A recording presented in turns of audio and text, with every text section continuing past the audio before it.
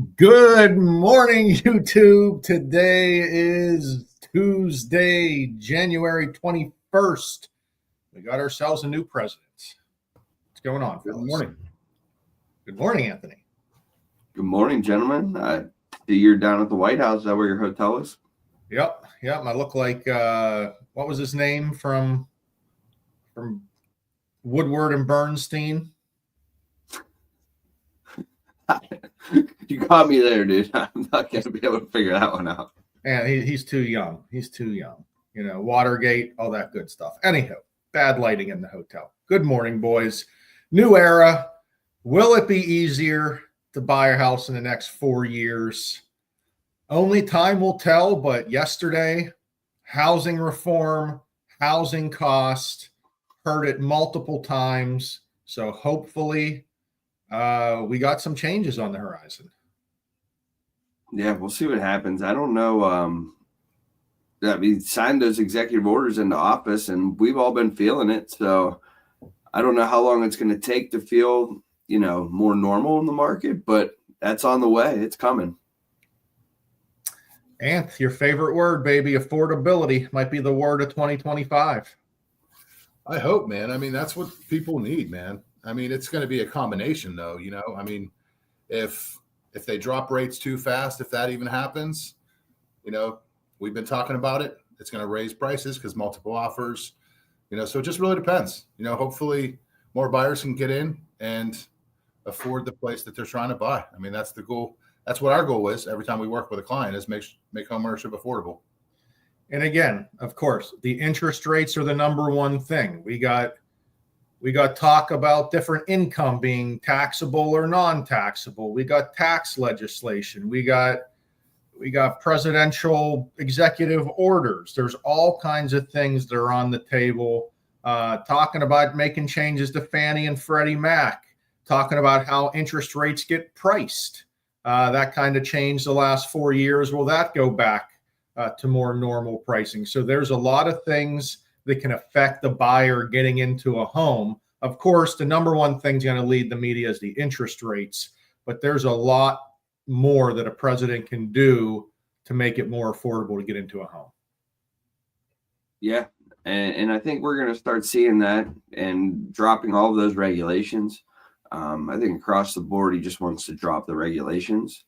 And that's going to allow more houses to be built and houses to be built cheaper, which helps out everyone in the long run, because if the new home cost is extreme, that's going to make the existing home cost extreme, because that's what it costs to build the home. So if we could change that and turn those tides, that would be huge in the affordable housing category, or making housing affordable, not affordable housing, I should say. You're spot on, Anth. I think the number yesterday was regulations add 25% to the cost. So cut off that regulation, get rid of these other regulations about, we have all these commercial industrial buildings that are sitting here empty. Let's figure out how the heck we can turn those in to different types of condos or apartments or something. Like, everyone's talking about a housing shortage. We need to build more houses. We do have buildings sitting here practically empty that we can use for other purposes. But just like Tom said, the regulation, turning it from commercial to residential, like things like that, just get into the way for any investor or developer to go down that avenue. So hopefully that is a change that comes. Yeah. I'm sure everybody's gotten that problem in their past too. The government's gotten in the way of something they wanted to do. And I mean, there's no need for them to stand in between people and where they need to live. They kind of need to drop those regulations and back off a little bit. I couldn't have said it better myself. I mean, and usually it's good signs for a new president when it comes to the housing market. They want to come in.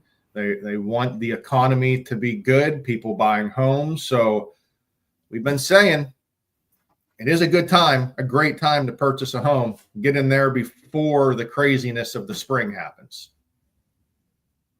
Yeah, I mean, once the craziness happens, it's not too late. But I mean, if you could buy a house now and able to negotiate on the price, maybe get some seller's assist to help with buying down the rate or anything like that. I mean, that's a better time than not being able to get anything and paying over asking price to be able to get your offer even looked at. So,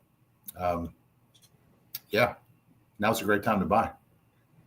It's going to be an exciting first quarter. I feel like, plain and simple, love him or hate him, President Trump, he controls the news cycle. So every day you might hear different things. Going to see the market moving, going to see rates, adjusting to all the different changes.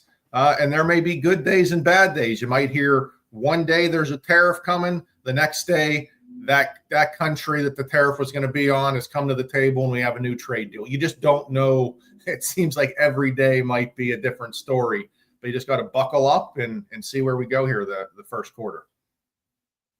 Yeah, most definitely. I do think we're going to see a lot more stability, though, than we have had over the last, I would say, even 5 years. If you want to go all the way back to, that 2020 year. But, yeah, I think this year is going to bring in a lot more stability. People are going to start to feel confident again buying homes. And I do expect, Q2, definitely into Q3, we start to feel that. That's what we're here for. So keep your eyes and ears out. If you're one of those folks that have been sitting on the fence, now is the time. There is a lot of good options for buyers. It's not just about dropping purchase price. It's you're able to negotiate, get that seller assistance, use the seller assistance to buy down the interest rate. There's ways you can make the home more affordable for yourself. You just got to call us and let us structure your mortgage the way you need it. Yeah, buddy. There we go. Anything to add before we hit the road? Yeah. I kind of want to hear, a little story about yesterday or something. I don't know.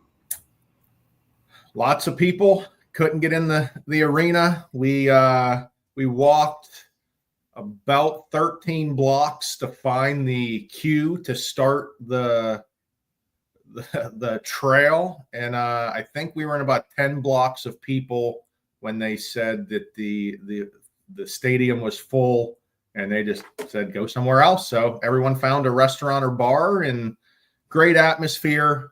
Everyone was just here enjoying themselves. No violence, no yelling, no protesting.